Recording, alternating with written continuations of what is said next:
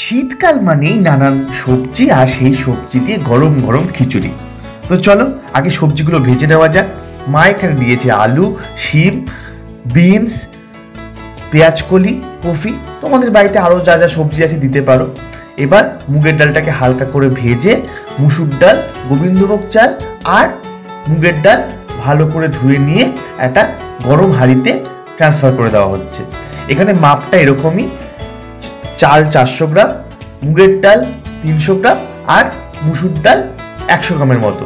মোটামুটি একটু ফুটে আসলে ফেনাটাকে কেটে নিয়ে সবজিগুলোকে দিয়ে দাও আর কড়াইশুঁটিগুলোকেও দিয়ে দাও। তারপর একটা কড়াইতে একটু তেল, শুকনো লঙ্কা, আদা বাটা, জিরে ফোড়ন দিয়ে ওই পাত্রতে মিশিয়ে নাও। একটু ফুটে আসলে হলুদ, জিরে গুঁড়ো দিয়ে ভালো করে মিশিয়ে নাও। ব্যাস, গরম গরম বেগুনির সাথে সার্ভ করো।